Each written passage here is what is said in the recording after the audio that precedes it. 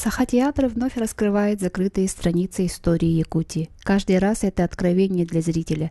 Одно из белых пятен, которое ожидало своего часа, это история судьбы одного из первых руководителей республики Ильи Винокурова. Премьерный показ постановки о преданном забвению на долгие годы Илье Винокурове состоится сегодня, 19 февраля.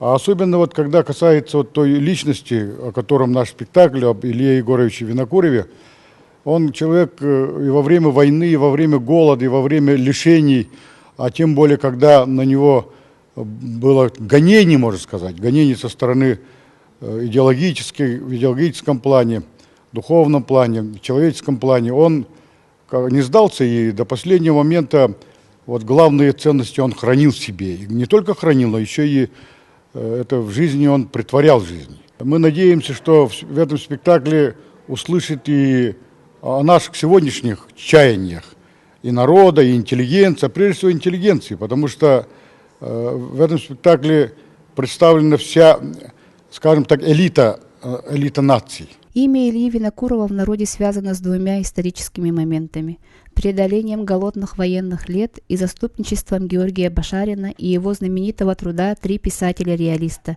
Но его биография удивительно богата, что очень многое не вошло в спектакль. В истории Якутии очень значимая фигура Илья Егорович. Естественно, если там о нем рассказать, то одного спектакля не хватает человека. Можно сделать очень длинный, хороший сериал.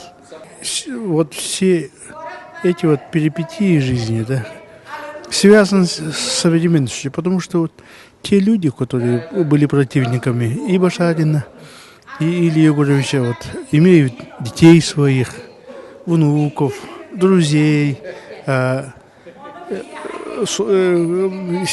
тех людей, которые вот их считают очень хорошими людьми. И, естественно, вот в этом отношении вот,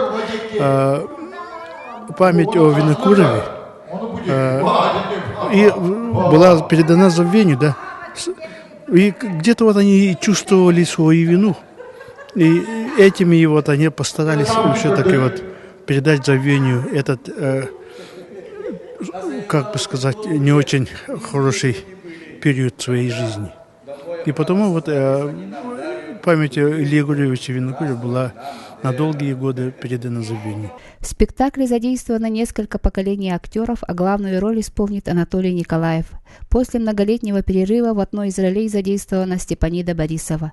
Но и это далеко не сюрприз. В проекте пересекутся прошлое и настоящее. На сцену выйдут народный писатель Якутии Николай Лугинов, поэт Урсун и другие представители духовной интеллигенции. Впечатления очень большие.